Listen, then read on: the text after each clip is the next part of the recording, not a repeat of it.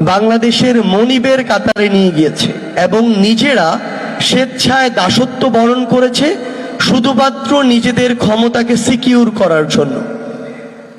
তাদের কাছে দেশ, দেশের মানুষ, দেশের সার্বভৌমত্বের চেয়ে ক্ষমতার মূল্যটা বেশি ছিল। যে কোনো মূল্যে তারা ক্ষমতায় থাকতে চেয়েছিল, যার একটা প্রমাণ কিছুদিন আগে খুনি শেখ হাসিনা তার একটা অডিও রেকর্ডে নিজেই দিয়েছেন।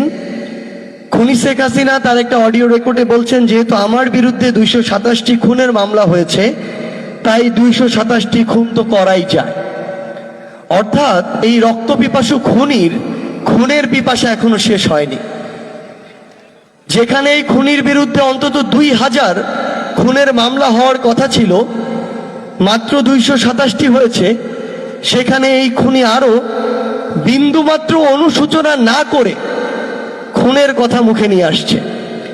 এই খুনি গণভবনে তার রুমে তার পরিবারের যে সদস্যরা 15ই আগস্টে নিহত হয়েছেন তাদের ছবি রাখত, যেন প্রতি রাতে ঘুমানোর সময় এবং প্রতিদিন সকালে ঘুম থেকে উঠে তার এই খুনের পিপাসা, নিজের ভিতরের যে ক্রোধ, রাগ, এগুলো যেন জীবন্ত থাকে এবং মানুষের উপরে, তার মতের বাইরে যারা যায় তাদের বিরুদ্ধে যেন এটা জাহির করতে পারে। আমরা বিগত 16 বছরে এই বাংলাদেশে আওয়ামী লীগ প্রতিষ্ঠা করেছে, বাংলাদেশের স্বাধীনতা ভারত এনে দিয়েছে বাংলাদেশকে। এবং যা আমরা কিছুদিন আগে 16ই ডিসেম্বরে ভারতের প্রধানমন্ত্রী মোদি এবং রাষ্ট্রপতির ফেসবুক পোস্টে, টুইটার পোস্টে আমরা দেখেছি, তারা বাংলাদেশের স্বাধীনতাকে, বাংলাদেশের মুক্তিযুদ্ধকে ভারত পাকিস্তানের যুদ্ধ হিসেবে প্রেজেন্ট করছে। অর্থাৎ তারা ভিতরে ভিতরে যে বিষয়টা এতদিন বিশ্বাস করত, এই বিষয়টা তারা এখন প্রকাশ করছে এবং এতদিন পরোক্ষভাবে এবং অনেক ক্ষেত্রে প্রত্যক্ষভাবে বাংলাদেশের উপরে এই বিশ্বাসটা চাপিয়ে দেওয়ার চেষ্টা করা হয়েছে। আমাদের এখন কাজ হচ্ছে এই যে আমাদের তরুণ প্রজন্ম, যারা নতুন যে কোনো যুক্তি, তথ্য নেয়ার জন্য সবসময় প্রস্তুত, ভালোকে গ্রহণ করার জন্য, খারাপকে ছুঁড়ে ফেলার জন্য, তাদেরকে আসলে বোঝাতে হবে যে একটা দেশ কোনোদিন দুইটা দেশের মধ্যে এমনি এমনি চলে আসে না। একটা দেশ কখনো আন্তর্জাতিক রাজনীতিতে এতটা উদার হয় না যে দুইটা দেশের যুদ্ধের মাঝখানে নিজে অংশগ্রহণ করবে। কারণ একটা যুদ্ধে যে কেউ অংশগ্রহণ করুক না কেন, হারুক অথবা জিতুক, তার সামরিক কিংবা তার সৈনিকের দিক থেকে হোক, রাষ্ট্রের দিক থেকে হোক, অর্থনৈতিক দিক থেকে হোক, তার ক্ষতিগ্রস্ত হওয়ার সম্ভাবনা অবশ্যই থাকবে। হয়তো যে হারবে তার বেশি, যে জিতবে তার কম, কিন্তু ক্ষতিগ্রস্ত হবে।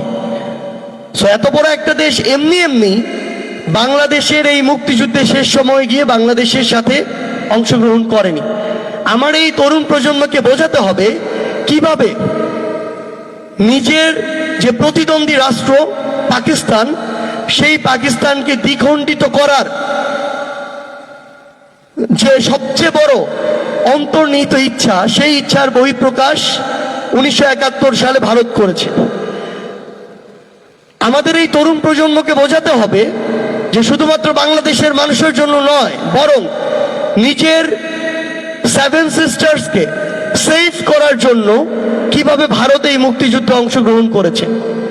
যেই 7 সিস্টার্স 71-এর আগে তাদের ভিতরের যে কালচার, মতপার্থক্য, বিভিন্ন ধরনের পরিবেশ পরিস্থিতির কারণে প্রায় বিদ্রোহের মধ্যে থাকতো, ওই 7 সিস্টার্স সংলগ্ন যখন পাকিস্তানের একটি বড় অংশ ছিল, তখন ভারত এটার ভয় পেত যে কখন আমি না দ্বিখণ্ডিত হয়ে যাই। সেই ভারত এটার ভয় থাকতো যে আমার বাংলাদেশের এখন 3 পাশে যেমন ভারত, একইভাবে ভারতের 3 পাশেও এই ভূখণ্ডের বাংলাদেশ আছে। আবার এই ভূখণ্ডের সাথে এক পাশে আমার মিয়ানমার, উপরে নেপাল, ভুটান, পাশে আমার চীন। ভারতের মনে তখন এই ভয়টা এবং এই স্বার্থটা সবচেয়ে বেশি ছিল যে এখন যদি এই সুযোগে আমি পাকিস্তানকে দ্বিখণ্ডিত না করতে পারি, কিংবা এই সহযোগিতাটুকু না করে আমি আমার নিজের সার্বভৌমত্ব রক্ষা করতে পারি, তাহলে কখন না আমি দ্বিখণ্ডিত হই। সো তারা যখন নিজের সার্বভৌমত্ব রক্ষার জন্য এই যুদ্ধে আসলো, তখন তখন এই বাংলাদেশের সবচেয়ে বড় থ্রেটের সম্মুখীন হলো আমাদের সার্বভৌমত্ব, এবং সেই থ্রেট 1971 থেকে শুরু করে এই 24-এর অভ্যুত্থান পরবর্তী সময়ে প্রত্যক্ষ এবং পরোক্ষভাবে ছিল। আমাদের এই তরুণ প্রজন্মকে বোঝাতে হবে যে 71-এর পূর্বে এবং পরে আন্তর্জাতিক যে আমাদের রাজনৈতিক পরাশক্তিগুলো, তাদের যে লবিংগুলো, সেখানে ভারতের সাথে রাশিয়ার কথা বলি, আমরা পাকিস্তানের সাথে চায়না আমেরিকার কথা বলি, কিংবা আমরা সাউথ এশিয়ার যে অন্তর্নিহিত যে আমাদের রাজনীতিগুলো ছিল, যে বিভিন্ন গ্রুপগুলো ছিল, এগুলোতে নিজের যে ক্ষমতা সেটি টিকিয়ে রাখার জন্য ভারত কিভাবে এখানে অংশগ্রহণ করেছে, এবং সেটি সেই স্বার্থগুলো না থাকলে ভারত যে এই মুক্তিযুদ্ধে অংশগ্রহণ করতো না, এগুলো আমাদের তরুণ প্রজন্মের সামনে তুলে ধরতে হবে।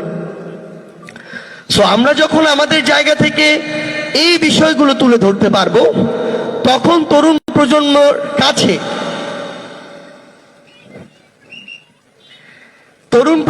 কাছে ভারতকে যেভাবে পীরের পর্যায়ে করতে চাই, এই আধিপত্যবাদ যেই প্যারামিটারগুলো দিয়ে তৈরি হয়েছে সেগুলো আমাদের আগে ভাঙতে হবে।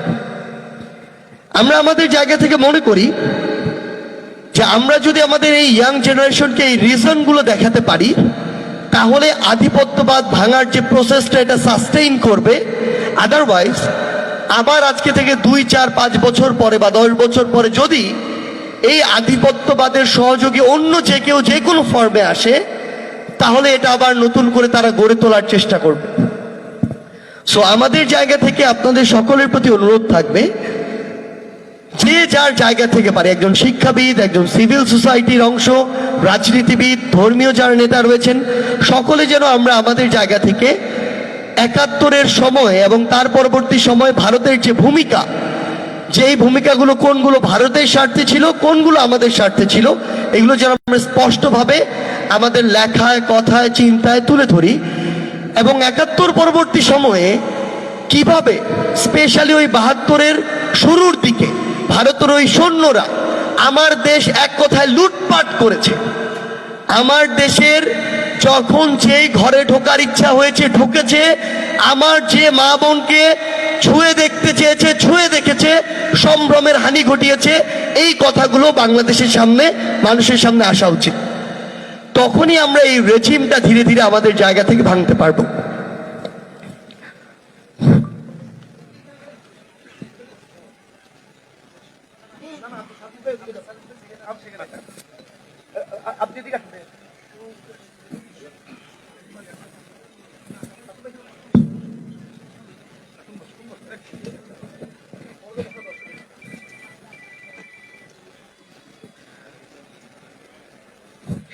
দ্বিতীয়ত, এখানে যে বিষয়টি ছিল চট্টগ্রামের আঞ্চলিক সমস্যার সমাধান, আমাদের জায়গা থেকে আমরা মনে করি যে বাংলাদেশের এই মুহূর্তে যদি আমরা ভূ রাজনৈতিক প্রেক্ষাপটে চিন্তা করি, সবচেয়ে গুরুত্বপূর্ণ বিভাগ হচ্ছে চট্টগ্রাম। কারণ এ পর্যন্ত এই অভ্যুত্থান পরবর্তী সময়ে চট্টগ্রাম নিয়ে যেই কয়েক আঙ্গিকে অপচেষ্টা চালানো যায়, সেই চেষ্টাগুলোর কিছু নমুনা আমরা দেখেছি। চট্টগ্রাম নিয়ে অপচেষ্টা দেখানো যেতে পারে আমাদের যে সমুদ্র বন্দর রয়েছে এটি থেকে, এই অপচেষ্টা করা যেতে পারে আমাদের পার্বত্য চট্টগ্রাম নিয়ে, এই অপচেষ্টা করা যেতে পারে পার্বত্য চট্টগ্রামে কয়েকভাবে। একটা হচ্ছে ভূমির দিক থেকে, আরেকটা হচ্ছে আমাদের বাঙালি এবং আমাদের যে পাহাড়ি ভাই বোনরা রয়েছে তাদের মধ্যে বিভাজনকে উস্কে দিয়ে।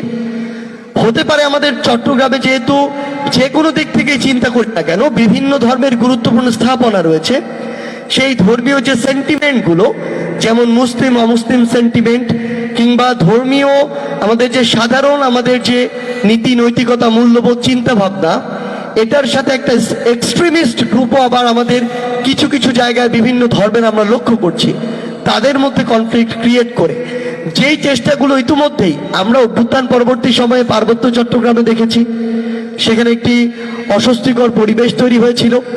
আমাদের ভাই আলিফকে আমরা হারিয়েছি, এবং তার পরবর্তী দিনে যেই অনাকাঙ্ক্ষিত ঘটনা, ওই খুনি এবং ফ্যাসিস্টরা নীল নকশা করে এই ঘটনা ঘটিয়েছে, সেটা কিন্তু আমরা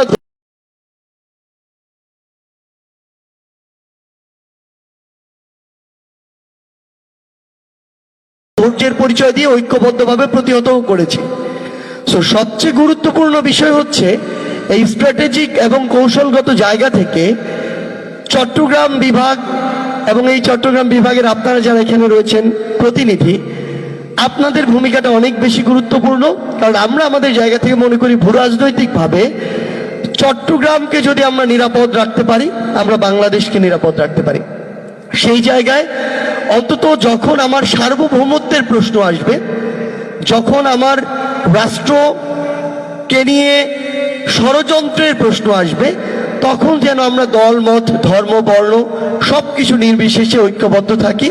এই আহ্বানটি আমাদের জায়গা থেকে থাকবে। আমাদের জায়গা থেকে ভারতের একটি গুরুত্বপূর্ণ বিষয় নিয়ে আলোচনা করা দরকার, সাংস্কৃতিক যে আগ্রাসন, আধিপত্য।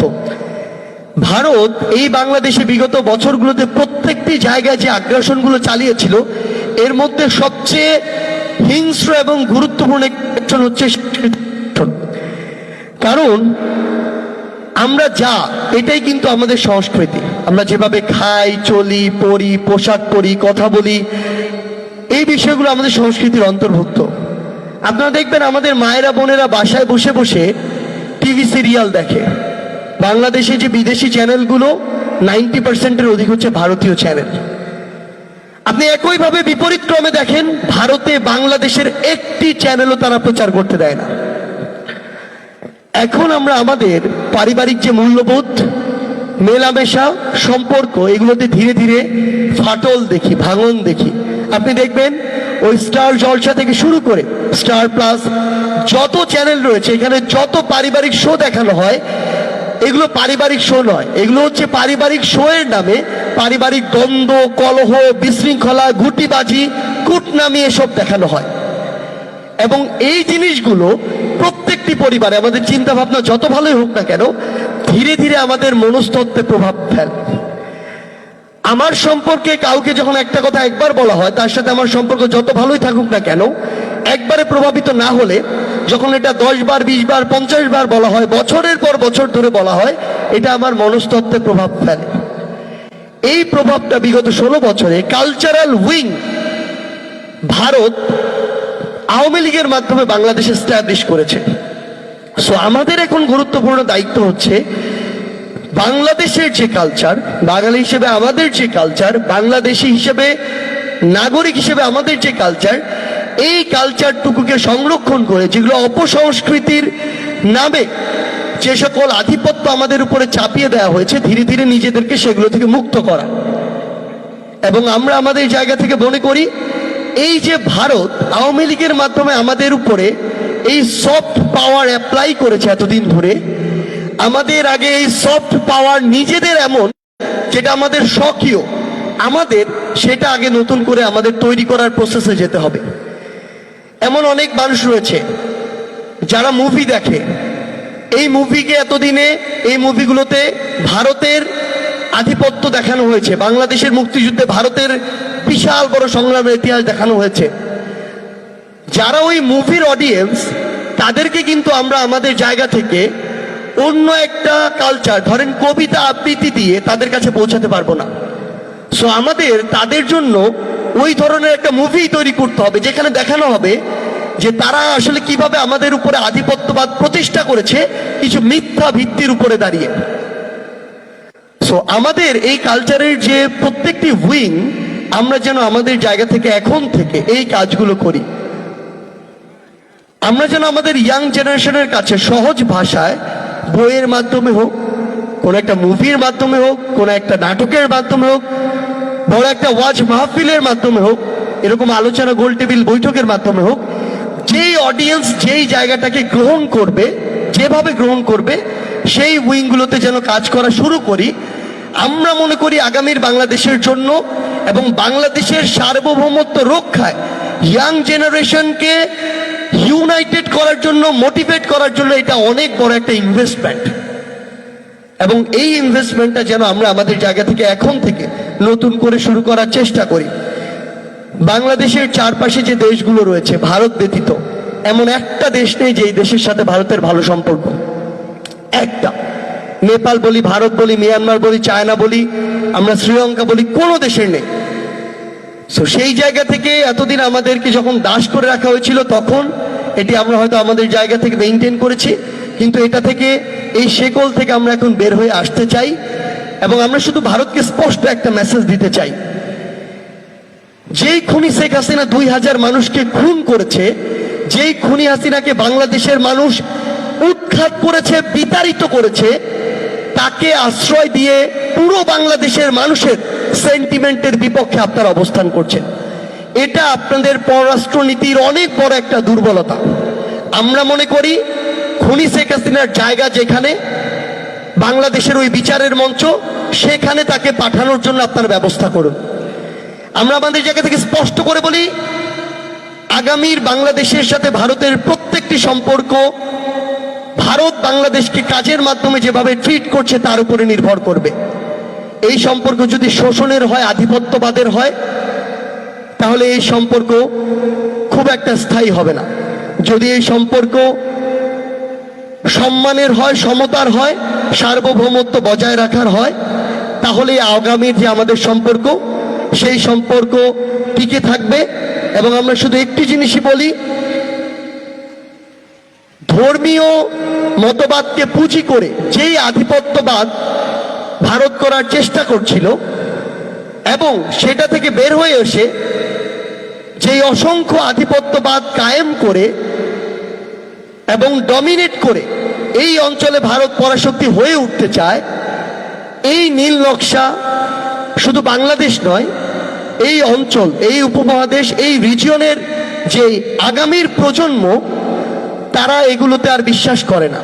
সো আমরা আপনাদেরকে সহ পুরো বাংলাদেশকে অনুরোধ করব, শুধু ভারত নয়, পৃথিবীর যে কোনো দেশের আধিপত্যবাদের বিরুদ্ধে আমাদের অবস্থান সবসময় থাকুক, এবং এটি প্রয়োজনে আমরা আমাদের জীবনের বিনিময়েও আমাদের দেশের, আমাদের মানুষের সার্বভৌমত্ব রক্ষা করব। এবং আমরা বিশ্বাস করি ইসলামী আন্দোলন বাংলাদেশের মতো বাংলাদেশের প্রত্যেকটি রাজনৈতিক দল এবং প্ল্যাটফর্ম এই লড়াই ঐক্যবদ্ধভাবে লড়বে। আমরা যদি ঐক্যবদ্ধ থাকি, কেউ আমাদেরকে বিন্দুমাত্র টলাতে পারবে না। ইনশাআল্লাহ আমাদের দেখা হবে হয় রাজপথের সংগ্রামে অথবা বিজয়ে। ইনকিলাব জিন্দাবাদ।